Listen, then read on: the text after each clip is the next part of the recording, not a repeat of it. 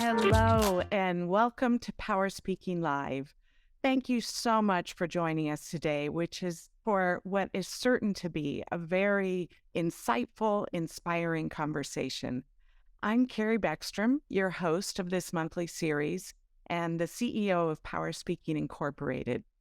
Following today's event, you can find this and previous episodes on the PowerSpeaking podcast, and we'll include a link to that podcast for you in chat for easy access. In honor of Volunteer Month here in the States, today we're going to be discussing how you can use your voice to make a difference in your community, to contribute to a cause that moves you, and influence others to do the same.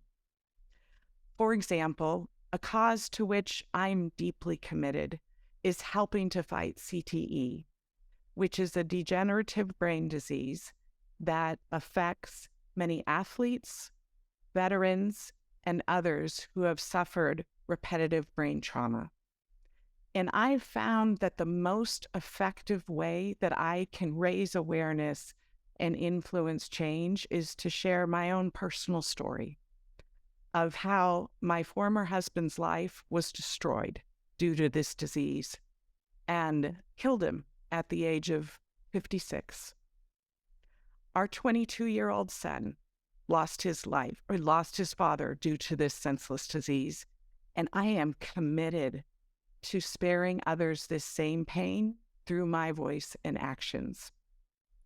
Regardless of your cause, you have the power to make a difference by speaking up and influencing action. And we have 3 incredible panelists with us today who are doing just that. Our first guest I'd like to introduce is Kevin Yates.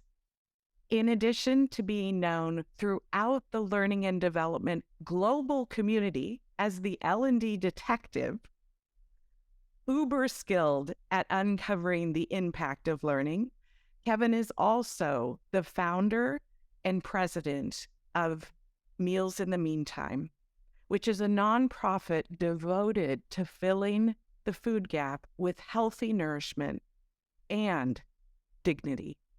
Welcome, Kevin. Hello, Karen. Thank you so much for that awesome introduction. I'm trying to figure out who is that awesome dude that you just introduced. Oh, you're so humble. Also joining us is Kristen Gannon. Kristen is the CEO and founder of one of the leading, most successful juvenile justice youth development organizations in the country, known as Fresh Lifeline for Youth, or FLY. After serving as the CEO of FLY for 22 years, Krista is now the co-founder of the Leadership Transition Community. We are so honored to have you with us, Krista. Hello, everybody. Thank you for making time to be here. I'm excited for the conversation. Thank you. And our third guest is Jeffrey Kasangaki. Jeffrey is the Uganda County Director of the Asante Africa Foundation, and he flew out to California all the way from Uganda earlier this week and is here in the local Bay Area. We're thrilled to have you, Jeffrey. Jeffrey's nonprofit partners with local schools and communities in East Africa to provide youth the educational resources and support they need to reach their full potential. Welcome, Jeffrey. Thank you. A pleasure being on this call, and I greet you all, and thank you for joining us for today's conversation. It's going to be a rich one. I want to start by commending you all for your incredible service and for sharing your time and expertise with us today. Krista, let's lead off with you. Can you talk a little bit about the communication skills you find to be most effective in your philanthropic work and why? Thank you. So I'll give the quick context that when I started Fly, my background was I was trained as a lawyer. And so I came to this work having done a lot of a lot of skill, a lot of practice in public speaking. And yet I knew that I still had a lot of things that I needed to be a lot better at. And I think because I was fighting for kids in the criminal justice system back in the 90s at a time when it was a population that people were not caring about at all, I felt this huge weight of responsibility that how I presented the work and how I represented myself and the young people was so critically important that the stakes were too high for me not to invest in my ability to do it really well. And God bless Melinda Henning, who's on this call, the most amazing public speaking coach who found me 20 years ago. And there was really 3 skills at the time that I was struggling with. One was my physical presence and how to use my physical body. I'm a college basketball player long time ago. I'm 6'2", I'm very tall, and I had a lot of consciousness about it. I didn't know how to use my limbs. I didn't know how to use my body. I felt very uncomfortable, and I didn't take up the space that I could take up. And that was something that I knew was really getting in my way, was how do you, and left to my own devices, my default facial expression is stern and serious. And so it can give off. It's not the warm, inviting presence that I want to have. So that was something I knew I had to work on. The second piece was storytelling. Like, I think as a lawyer, you're trained so much in data and in facts that my style of communication was to really dump data and proof points and to be credible about, like, here's all the facts. And I recognized very quickly in my work that I was speaking to people's heads, but I wasn't speaking to people's hearts. And so I needed to learn how to weave in stories, but also how to do that in a way that dignified my clients and that was strength-based and wasn't feeding into a savior complex or a less than complex. And then I think the last thing I knew I needed to work on was structure. As Melinda would tell you, like, I fire hose people with information. I might be doing it right now. I'm still a work in progress. And so how do I do a better job of structuring what it is that I'm telling, the stories that I'm telling, and spend time figuring out what's really essential and what needs to go.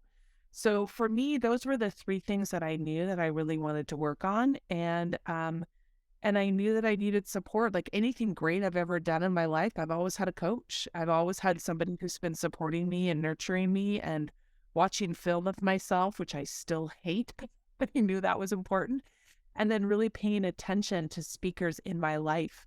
I was really fortunate because at the time, a church I was going to, our minister was 6 feet tall. And so I would watch her and really pay attention to how she used the stage and how she used her body. So once I opened myself up that this was important, it was amazing the teachers that I saw all around me in everyday life that helped me tap into that and learn and grow.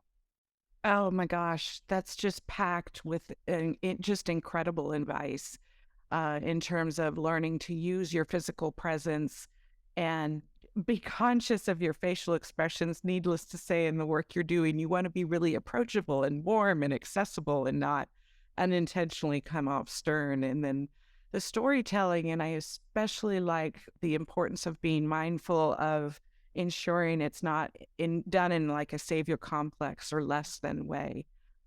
Thank you. Thank you. Kevin, what would you like to add? I love the question. Think about the 3 skills that I am most often using when I have messages about meals in the meantime. And I believe that those 3 skills are courage, authenticity, and truth.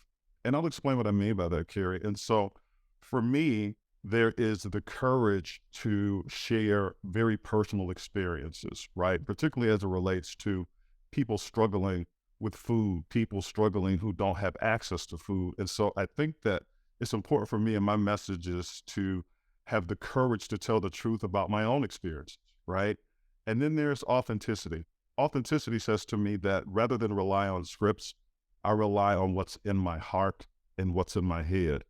And I believe that that resonates because of the messages that I share that are really revolving around, again, the challenges and the struggles that people have when it relates to accessing food. And so for me, I need to be authentic when I talk about what people need and how we're helping them to do that. And then, as I said, authenticity, courage, and truth. And so the last thing is the truth. So it's telling the truth about some of the aspects of food insecurity and some of the aspects of how people struggle with that. So, so again, Carrie, to summarize for me, the way in which I am using my voice and the skills that I'm using within that is telling the truth, being authentic, and using courage to share the messages and tell the messages about people who need help with food and my own story about that. Mm-hmm. Thank you. Thank you. I love this combination of honing in on specific skills as well as traits you really want to honor and show up when you're doing your work. Thank you. Jeffrey, I'd love to hear from you. We all know that effective listening is an essential communication skill. Can you talk about how deep listening plays out in your community work? Thank you so much, Carrie, for this good question. I just love it because much of us, what we really do is that we all do listen. Though what creates the difference is in terms of active listening. And active listening, it is not just a skill that comes easily, but it has to be practiced over time. It's not that it is born with us naturally. Most of us just listen to respond, and we are not even passionate about what we are being told. We don't even hear, or sometimes we just love to compare what our experiences sit effectively into what they are saying. And that does not even offer the solution. So in our kind of work is you just need to listen to these individuals, pay attention to what they are telling you, and this helps you to come up with the most effective solutions other than designing something that is not going to work for them. So instead of you being on the other side and just imagining that this solution is going to work, you'll reach out to this community, experience what they are going through, listen to them, and then come up with the most effective way forward that is going to work. Thank you. Thank you. So critically important. Do you have any example that you can share of where maybe you went into a situation thinking that you had the right solution and in really listening to the people that you're aiming to serve, it modified your action? Yes, those experiences are many, but I would like to concentrate on what has not worked and what really worked. So for that has not worked is that listening does not only involve what people are talking about, but there is also what you would call the culture of the people, the backgrounds, where they come from. And these are things which may not even be said, but it is you to move out and find what really takes place. So you could find some communities, I'm borrowing examples which come from Africa. You find traditionally there is a community that may not even be using pit latrines, but that is just what the culture says. And then you design an implementation and you come and construct pit latrines. Then later they are being used as stores for their agricultural produce, and they still continue going to the bush. So if they continue going to the bush, it means you did not even pay attention to what the culture says. However, I have a very successful story, and this is borrowed from the COVID-19 pandemic. And when we were designing how we could continue engaging our program participants, we moved out into the communities and found out what the really challenge was. People were struggling with food, and us being an educational organization, you would immediately think that maybe rushing and continuing to support learners to continue on the path of learning would have been the ideal solution, and yet it wouldn't have succeeded. So there was need to move to the communities, collect the data. They tell you, yes, we love learning, but we will not have food and will not participate in these learning groups if we are hungry. So you design something that supports someone to have a meal, but also participate in the learning, and then they also play the part of active listening during the sessions. Wonderful. Thank you. Those are just great examples. It's pretty tough to concentrate on your learning when you're super hungry and just in need of basic nourishment. Krista, do you have anything you'd like to add? I think one of the traits I've really admired about people that I've worked with when it comes to deep listening is strong opinions loosely held. Because I think when we're engaging in conversations like this, we come in with a lot of passion. And so for me, I often find out like if I'm invested in a conversation, I have an opinion, but I so admire people that can really enter conversations with that strong passion, but it's loosely held and they're willing to ebb and flow. And that's what I really admire. And I find for me with my work, it's really important that I cultivate a sense of curiosity and that I really enter conversations to get curious and to have a beginner's mind and really check myself that even though I've done the work ahead of time or I've thought a lot about it, how can I really be curious and assume that there's something in this conversation that I don't know and it's my job to uncover it and it's my job to discover it. And I found this especially when I was working, when I was with donors a lot, especially early on, because when I started Fly, the organization that works in juvenile justice, the perception of young people in the criminal justice system is very different. The conversation that we were having in the States is very, very different than the conversation that we were having today. And so part of my job was to figure out how, and there's things that people would say that were offensive and difficult and not enjoyable to be in conversation with, and trying to figure out how do I find and be curious about where is there some sort of commonly shared value that I can start from, that I can build from, that then I can have conversations around racism and bias. But I have to start from where we have in common. So just getting really, really curious, and that would give me a place to start. And so, for example, I found often in working with some donors that if I would have them think about a time that they were a teenager and that they made a mistake or that they did something that they weren't proud of, that where we would have in common is like, oh yeah, we all do dumb things in our life. And then that could start with, and wow, and imagine how different it would be when you were a person with privilege and you were white, and how would that be different if X, Y, or Z were the case? And so it gave me getting curious about where can I find something that we share, and then how do I build from that, I think really helped. And Jeffrey, I just love what you said about how we're often listening to respond, or we're listening to reload. And so really checking myself, I think, is important too. Like, am I listening to really listen, to be curious, or am I listening to win? And winning is not, I got it. That's winning is when we find what we have in common and we can build from it together. Oh, gosh, beautifully said. Yeah. So you're leading with the objective of seeking to understand and be curious versus leading with the objective to influence and finding that common ground. Oh, beautifully. Can you say one more time, having strong passion held loosely? Strong opinions loosely held. Okay. And I really have to credit a lot of board members that I would work with. I had this wonderful board chair who we would start a conversation, should we expand into Oakland? And he would come out and say, absolutely not. Like, we shouldn't expand into Oakland because of X, Y, or Z. And then the conversation would unfold and Dick would come around and say, wow, at that point, we should really think about expanding into Oakland.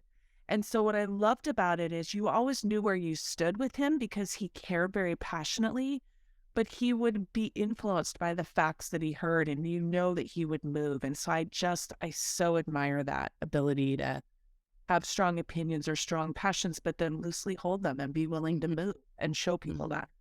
Mm-hmm. Thank you, Krista. I personally really need to work at that. It was probably evident at the outset when I was telling my story. My loss is still really raw. And I think I have a tendency to come on too strong because I feel so deeply about it. So I'll work on keeping those strong opinions, but holding them more loosely to give others space. on the subject of storytelling, we know that telling our own personal stories is very powerful. I would imagine it's also so powerful to hear stories of the people that you're serving.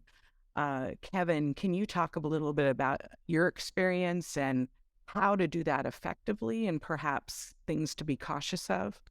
Yeah. It's a great question, Carrie. I really want to echo what Jeff said about that, right? Because I believe that, there's two ways to think about listening and hearing, right? And so hearing is auditory. It's just the process by which your ears receive information, right? But listening is cerebral, right? And cerebral is the point at which, based on what you hear, you interpret that message, and that then becomes something that you can digest, understand, do with it what you will, right?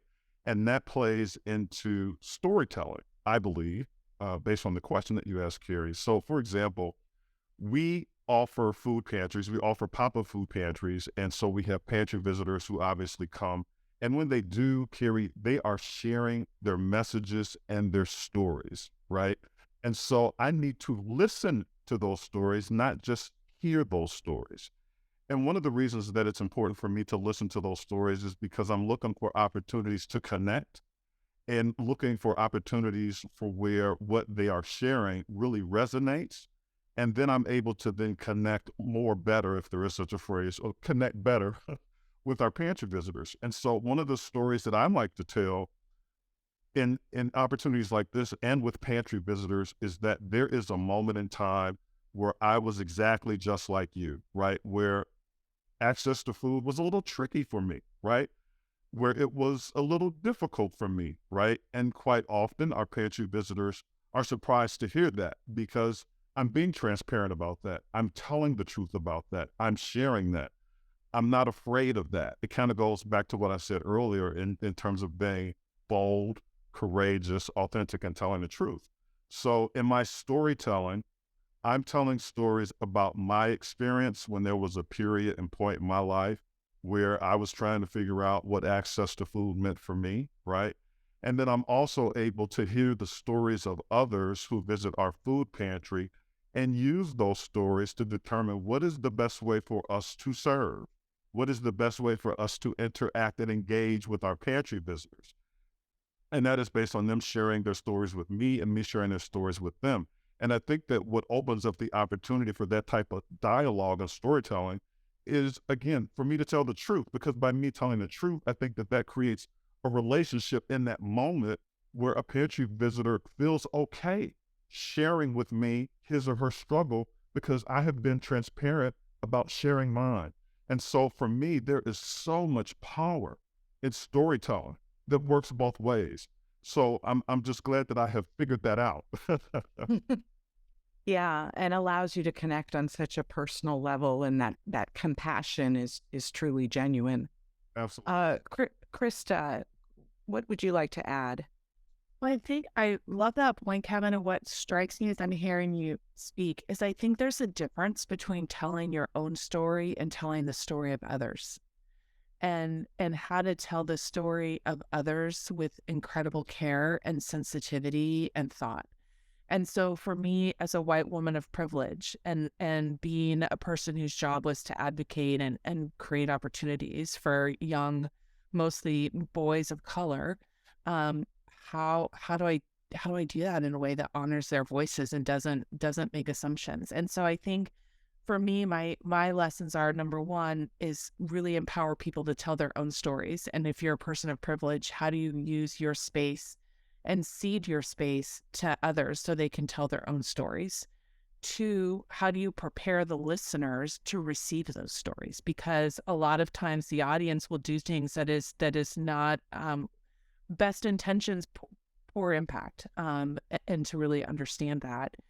And three, I think if I'm supporting young people, when we started this work, we would support young people in telling their stories in our events, and then we realized that the process of them telling their stories could be incredibly traumatic, and that we needed to spend a lot more time and care and attention to really sussing out if they were ready, because their loyalty to our organization and to us was so strong that they would push themselves to maybe do things that they emotionally wasn't healthy for them. And so we ended up creating, with Melinda's help, a whole speech committee that worked year round to help young people make sure that that it was the right time for them to tell their stories, and that they had the support to tell their stories in a way that would be healing, as opposed to re-traumatizing. And so that's something I think that we can't take for granted, depending on, where we're working. And I think the other thing that I have learned in terms of telling, if part of my job is to tell the stories of others, is to be very strength-based. I think, especially in the United States, we have a culture like, like, oh, we want to hear like how horrible it was, and then this great thing happened, and then it was amazing. And really starting with, it's amazing, like starting with our young people standing in their power. Here's who I am. This is who, like, that's the lead. The lead isn't these horrible things. The lead is the power of who they are as human beings. And then going back and telling what were some of the challenges and the obstacles, and making sure that we're not feeding into this savior complex, and we're not, simplifying the story and stripping it of all of its complexity. So it seems so, we want it to be digestible and to move hearts and minds, but in a way that really honors the dignity and the complexity of the experience we have as human beings. And so to me, I think leaning into that is really important. Oh, thank you. I'm grateful this is recorded because there's a lot of richness in there. Excellent points. Jeffrey, I'd love to hear from you. Obviously, the type of work you do relies heavily on volunteers. And can you talk a little bit about what communication tips you found most effective in sharing ideas and getting work done with such a diverse group? Yes, thank you. And it is good to note that our work really heavily relies on volunteers, and that's how we can successfully deepen impact and also achieve quality in the work we do, because we can never be everywhere with our own. And for us in our positions, our role is very simple. How simple is it? That we are given roles to achieve results through others. Though the biggest task is how to get everyone on board, that you're bringing out the best in them to deliver the results that you'll be presenting. So one of the greatest skills that would be required is how do you build a collaborative team that is really going to support the work you're doing. And in terms of being collaborative, it is not only necessarily working with each other, but even accepting each other that they are also contributing to the mission and vision of the organization. And in achieving the mission and the vision of the organization, they themselves, they also ought to know, how does this opportunity help them to grow their skills? Why are they actually volunteering in the organization? What will they learn?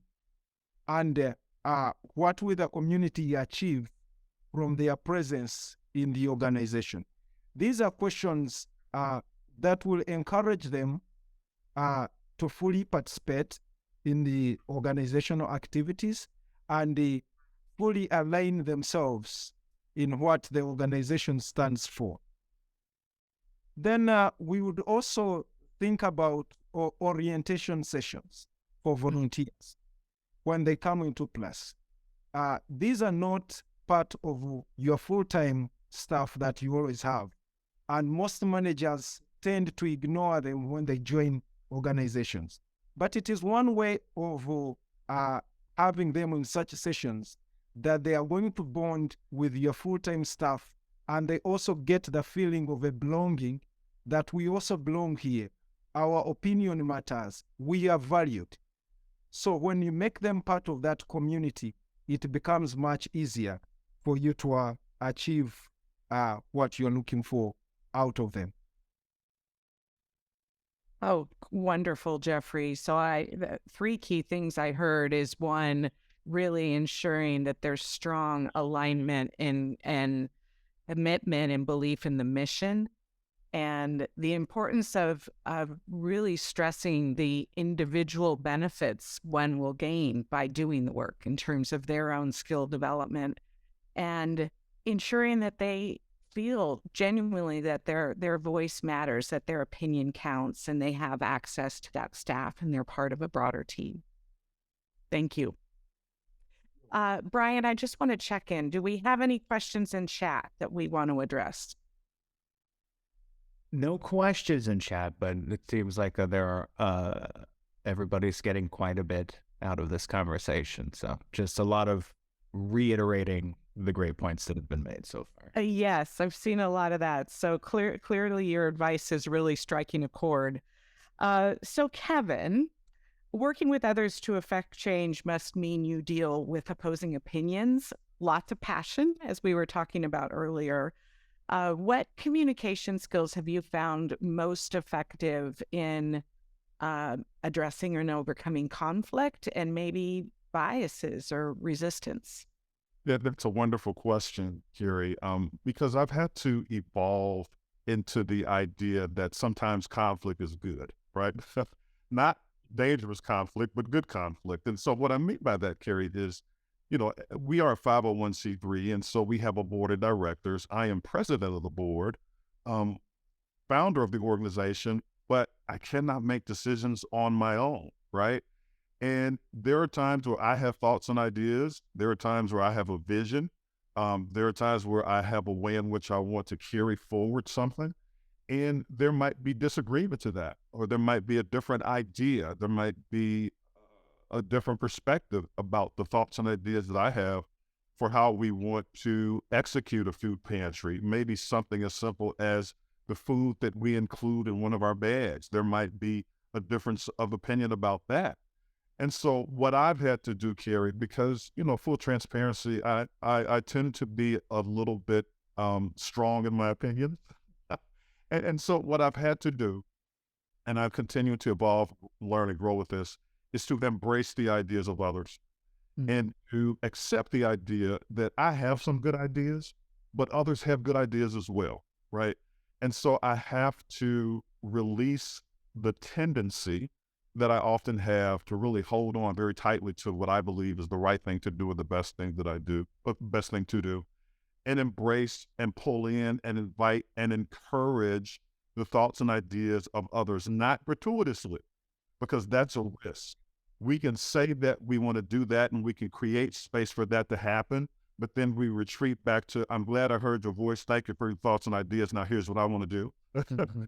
I have to move away from that, and I have moved away from that. And I've actually seen, Carrie, how using a style where you open up opportunity, where you embrace, honor, and hear the voices of others, and not only that, act on the voices of others, it actually makes my job a little easier, right?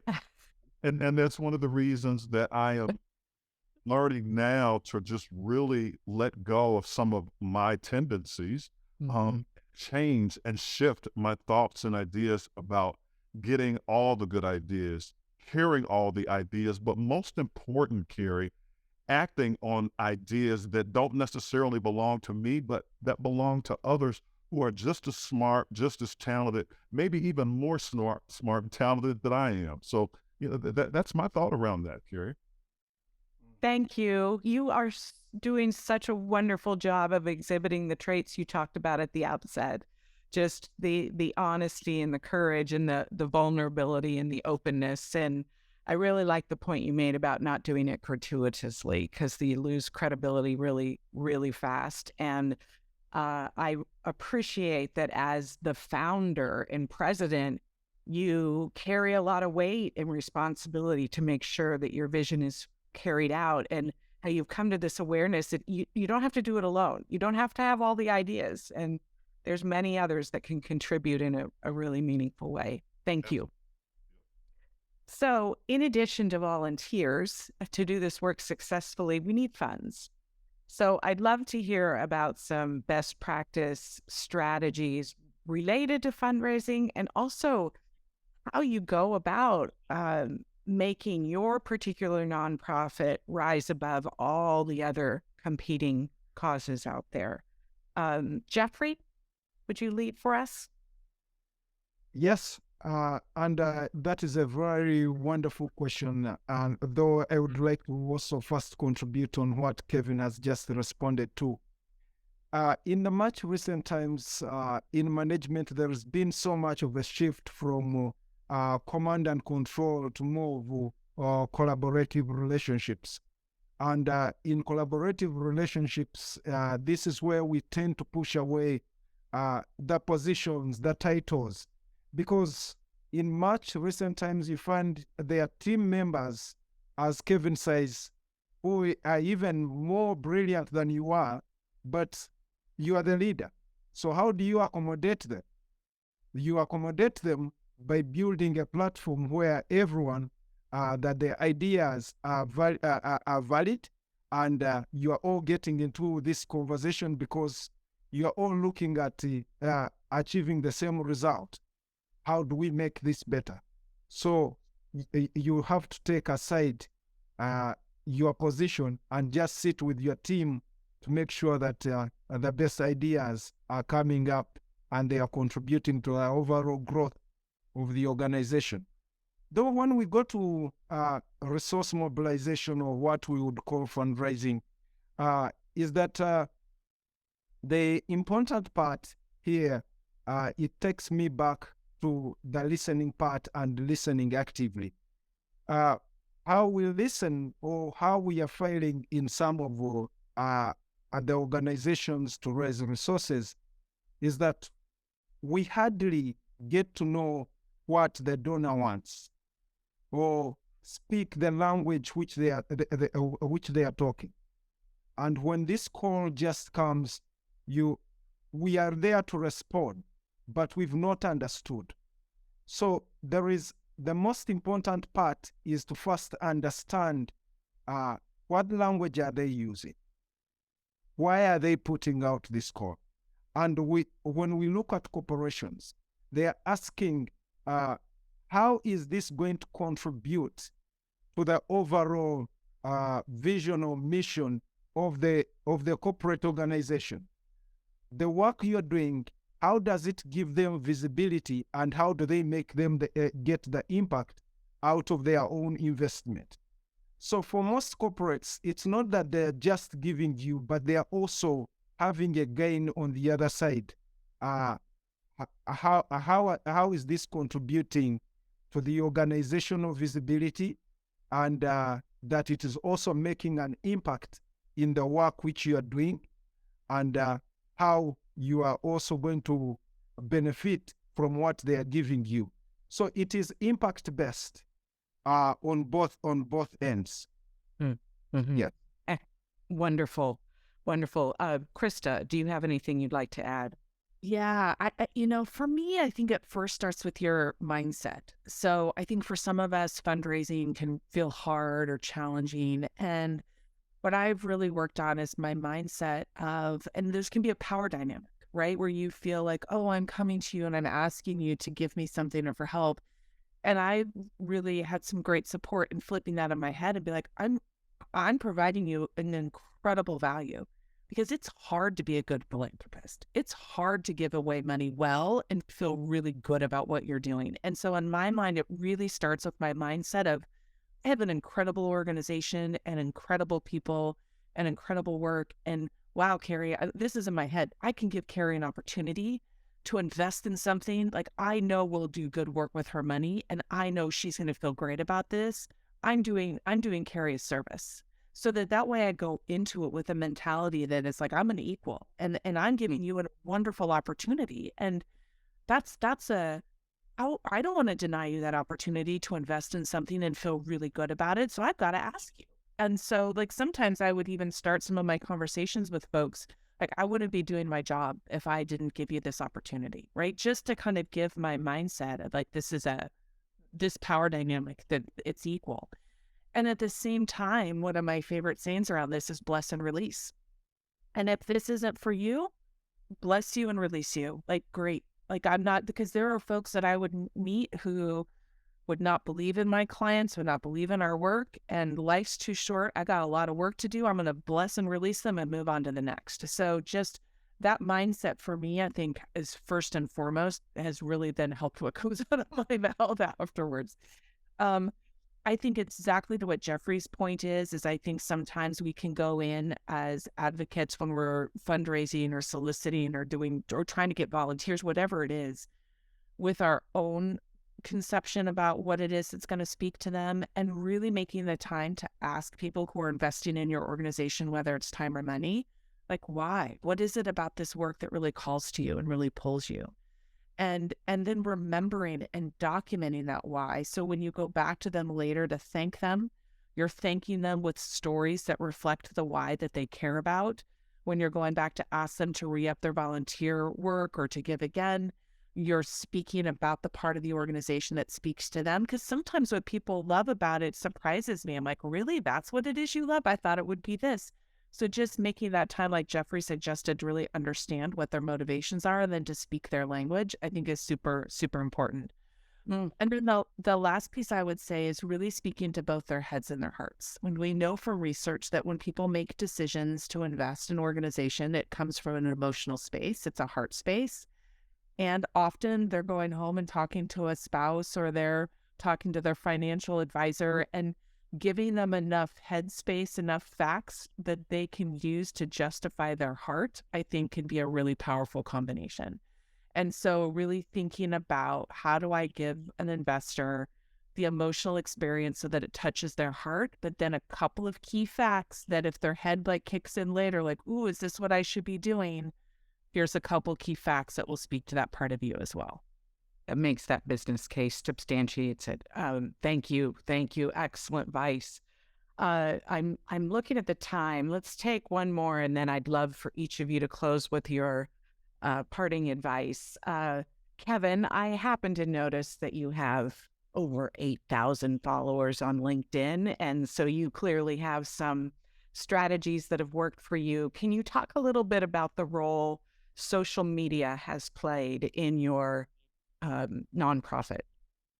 Yeah, Carrie, the social media space and how that has evolved and worked for me, it's a pretty amazing story because as I think about it, I've really been active in the social media space only for about 7 years. I think that's a short period of time. I started building my social media presence and content and messages back in 2016. And interestingly enough, Carrie, and you probably already know this, but when I started building content and my social media presence, I built it in the context of my vocation, my academic work, the work of measuring the impact for training and learning. And so I built a personal brand around that, right? And my personal brand is the L&D Detective, because I'm known in the global training, learning, and talent development space as the L&D Detective, someone who's solving measurement mysteries, right? And I grew that brand. I grew the L&D Detective brand by being consistent with offering advice, solutions, and things that actually help people, not just sharing ideas, but sharing actionable ideas. And so I believe that that's one of the reasons that my social media presence has grown and is as strong as it is. What's interesting though, Carrie, is the shift, right? Because as I shared, I initially was very intentional about building my social media presence, building my social media brand around this L&D Detective thing, right?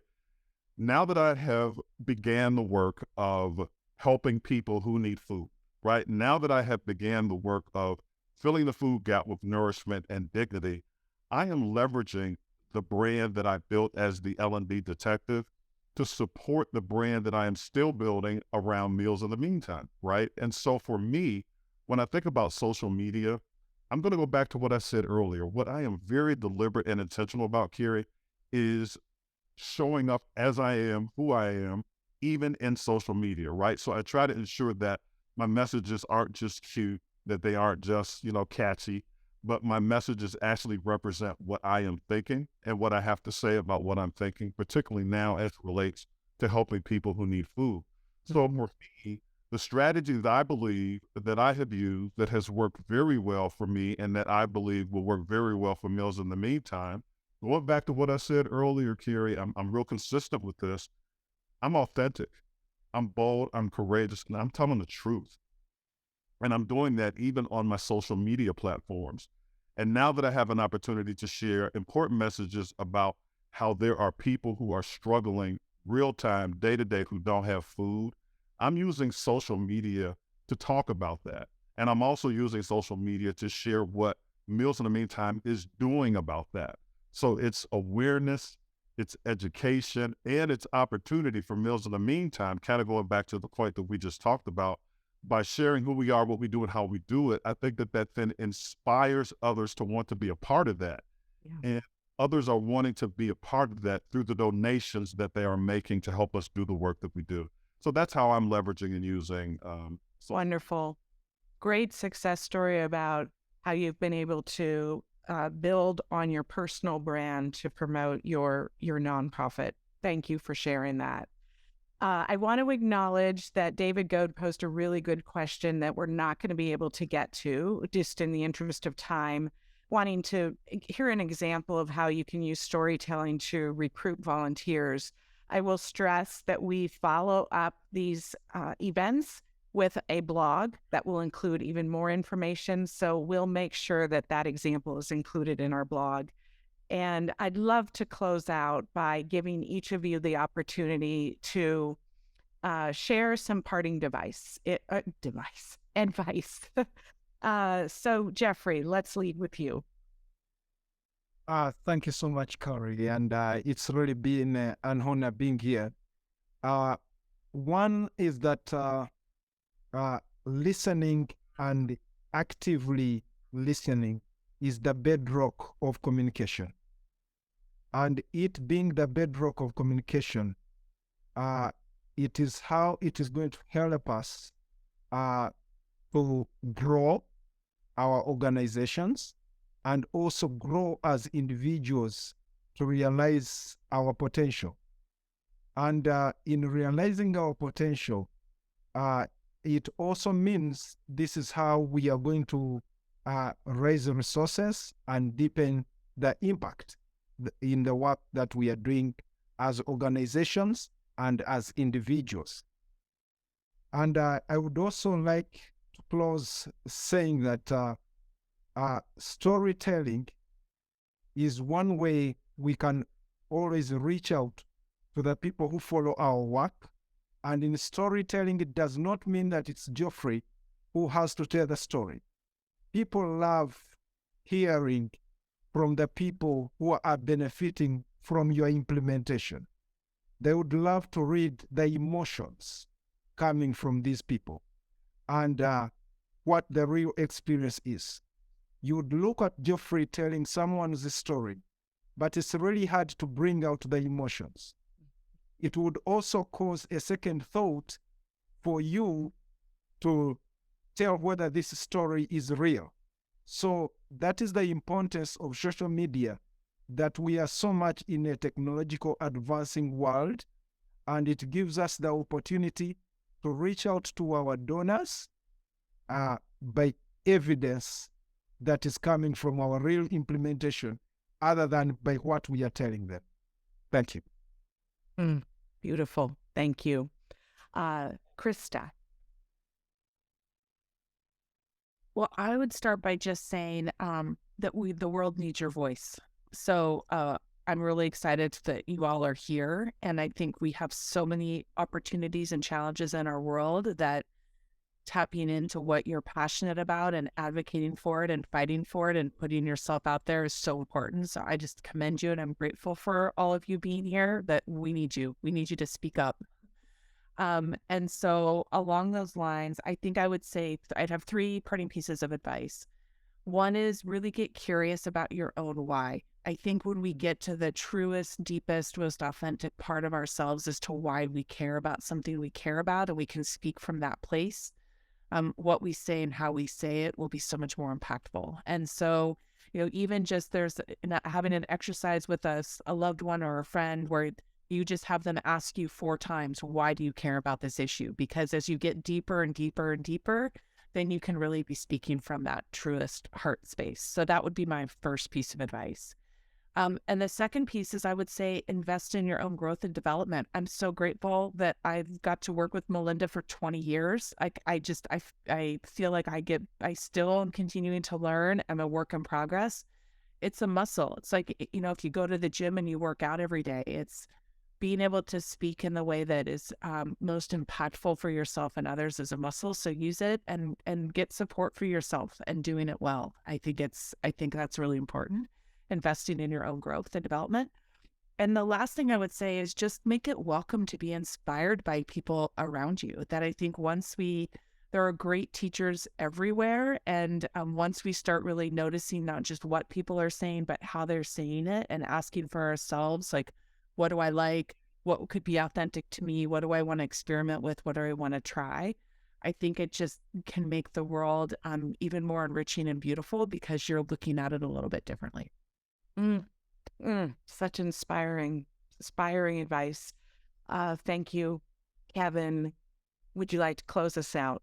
Yes, my message is very simple, Carrie, and this is what I want to leave our audience with. And I'm going to sound like a broken record, but consistency is what works for me. My parting advice is to be authentic, right? I choose to live in authenticity because living in duality is just too much work. And so when we talk about messaging, communication, how we share, how we spread our words, right? So for example, Carrie, you're not going to see one Kevin on a global stage who's talking about training and another Kevin when he's at a food pantry helping people and passing out food. I'm the same person. My message is the same. The way that I communicate is the same. The way that I interact and engage is the same. So I am not trying to be a different person in different environments based on who I believe people want me to be. I am authentically who I am everywhere I go. At a food pantry, when I write, on any global stage, well, no matter where I am or what I do, I am who I am and I show up as I am everywhere I go. And again, I do that, Carrie, because I choose to be authentic and live in authenticity because living in reality is just way too much work.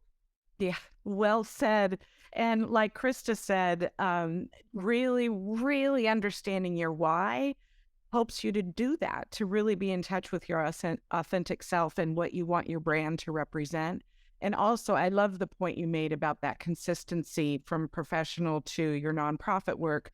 Like you said, Jeffrey, the world in which leadership is about command and control is gone. Leadership is about making a genuine connection and about collaborating to do the work together. So, oh my word, thank you so much for all this wonderful advice and most significantly, inspiration. I regret that I have to go back to my job and I'd like to get out there in the community. So I'll do that this weekend for sure. And thank you to the audience. Clearly this resonated. We've got all sorts of evidence to that effect. We're going to close out by giving a preview of next month's event, which is all about how to really show up effectively as a conference presenter. And that starts with your own authentic self, like Kevin said. And also, my ask to the audience, if you would put in chat any other topics you'd be interested in having us cover in future events, that would be very useful to us because our goal is to serve the audience. Thank you all so very much. Thank you, panelists.